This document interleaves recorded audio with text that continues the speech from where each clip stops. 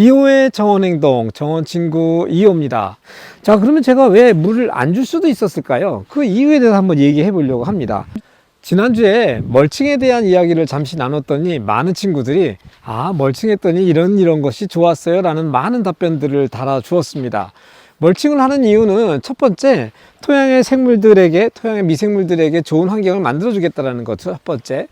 두 번째는 토양을 건조하지 않게 하기 위해서 토양에 늘 습기가 늘 어느 정도는 지킬 수 있도록, 그러니까 물을 지켜줄 수 있도록 하는 역할을 한다는 게 하나 있고요. 세 번째는 늘 우리가 얘기하는 것처럼 잡초가 나는 것들을 예방할 수 있다는 세 가지 목표를 특별히 가지고 있습니다. 자, 그러면 이 부분에 있어서 한 가지 두 번째 이야기를 제가 이어가 보려고 하는데, 여러분들 정원에서 물을 많이 주시죠. 사실 이 정원도 물을 처음에는 제가 줄까라고 생각을 하고 1년 차에는 물을 주기 시작을 했는데, 사실 2년 차가 지나서부터는 제가 물을 끊어버렸습니다. 물을 끊었다는 얘기는 뭐냐면, 이 정원은 그동안 제가 물을 주지 않아도 되는 정원이 됐다는 거예요. 상상해 보세요. 이거 어떻게 하지? 죽지는 않았을까? 많은 걱정을 했을 텐데, 정원에서도 물을 주지 않고도 정원의 식물들을 키울 수 있다고 하면 여러분들 어떻습니까? 우리가 에너지를 쓰지 않는 것도 좋겠지만 어떻게 보면 미래의 정원으로 나가기 위해서 다음 세대가 써야 할 물들을 우리가 끊임없이 소비하는 그런 정원으로 가지 않는다고 하는 것은 중요하다고 저는 생각을 하고 있습니다. 자, 그러면 제가 왜 물을 안 줄 수도 있었을까요? 그 이유에 대해서 한번 얘기해 보려고 합니다. 이런 거죠. 그러니까 멀칭을 했다는 얘기는 사실은 멀칭을 통해서 그러니까 멀칭의 밑에 있는 쪽에 토양의 그 습도를 이 멀칭 재료가 지켜내고 있는 거죠. 그러다 보니까 물이라고 하는 것이 땅에서 증발하지 않고 가둬두다 보니까 우리가 그만큼 물을 주지 않아도 된다라는 것이 성립이 되어지는 것이죠. 처음은 저도 되게 무모한 실험이었었습니다. 정말 물을 안 준다고? 그리고 재작년에는 정말 비가 많이 안 왔어요. 그랬더니 라임나트 목숲 같은 경우에는 정말로 잎을 낮에는 떨구더라고요. 이렇게. 그 다음에 밤이 되면 다시 잎을 올리는 경우를 제가 확인해 볼 수 있었습니다. 자, 이런 경우 제가 뭘 확인할 수 있었냐면, 식물이 되게 똑똑하다는 거예요. 토양 속에 물이 없다 보니까 잎을 축 내려놓고 낮에는 광합성을 그만큼 할 수 있는 면적을 줄이겠다라는 거예요. 그러니까 식물은 우리가 예상한 것보다 더 똑똑하게, 그리고 자기에게 주어져 있는 환경 속에서 모든 자원을 어떻게 효율적으로 자기가 이용해야 할 것인가 라는 것들에 대해서 식물은 되게 많은 똑똑한 지혜를 가지고 있다, 이렇게 생각해 볼 수도 있는 것이죠.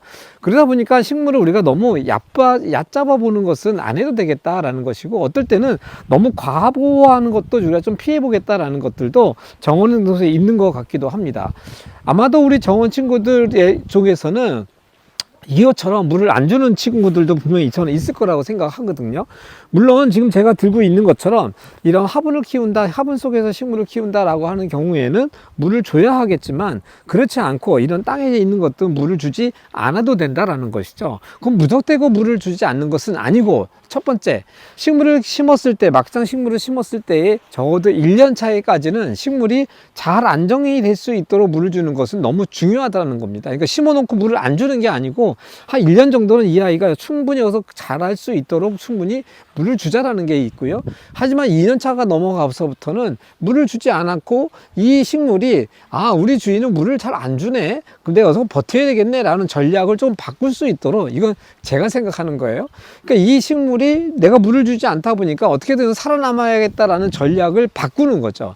그러다 보니까 우리가 이 식수인 상수도의 물을 주지 않고도, 아니면 하늘에서 내려오는 비만 가지고도 이 식물이 살 수 있는 조건을 우리는 만들어주는 것을 통해서 물을 주지 않아도 된다라는 얘기입니다. 물을 정말 많이 주게 되어지면 식물이 정말 포동포동 살이 찌는 경우를 볼 수가 있습니다. 그런데 우리 집에 있는 이 식물들은 물을 제가 주지 않다 보니까 되게 거칠게 크죠. 그리고 어떻게 보면 꽃의 양도 제가 보기에는 자기가 물의 양이 좀 많지 않다 보니까 어느 정도는 지네가 조절하면서 이 꽃의 양도 저는 만들어 준다고 생각을 하는 것이죠.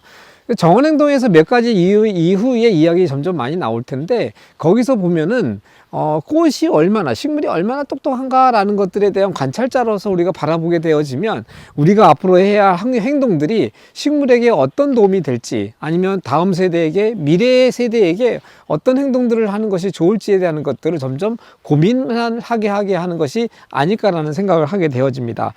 오늘 두 번째, 정원에서 물을 주지 않는다라는 이 무모한 실험인 것 같긴 하지만, 무모한 행동인 것 같지만, 여러분들의 정원에 끊임없이 에너지를 쓰게 되어지는 그러한 정원 말고, 가능하다면 물을 쓰지 않고 하늘에서 내리는 비만 가지고도 식물이 얼마든지 클 수 있다라고 하는 것을 확인해 보시면서 더 이상 정원에서 물을 주지 않는 거에 한번 도전해 보시면 좋겠다라는 생각을 합니다. 지금 정원 친구가 얘기했던 것처럼 물을 주지 않았을 때 편리했던 점과 불편했던 점, 이 두 가지도 여러분 이번에도 댓글을 달아주시면 제가 이런 부분들을 우리 친구들이 고민을 했었구나, 이런 것들을 동참해 보면서 이런 것들은 되게 좋았구나 라는 것들의 데이터를 제가 쌓아 올라가지 않겠나라는 생각을 합니다.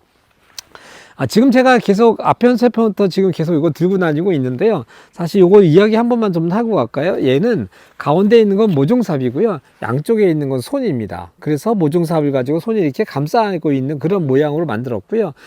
정원 행동 10가지 행동이 다 공지하고 나온 다음에는 이런 행동에 동참하겠다는 친구들에게는 실비를 저희가 바꿔불러 이거를 여러분들에게 보내드리고, 여러분들 정원 입구에 함께 저희가 매달아 놓고, 우리 집에는 정원 행동 10가지는 다 하지 않더라도 몇 가지는 우리는 하고 있고 앞으로 몇 가지 행동은 더 할 거야 라는 것들을 서로 약속하고 지켜내 보면서 정원의 미래의 정원으로 갈 수 있는 정원 행동을 선택해 보려고 하고 있습니다.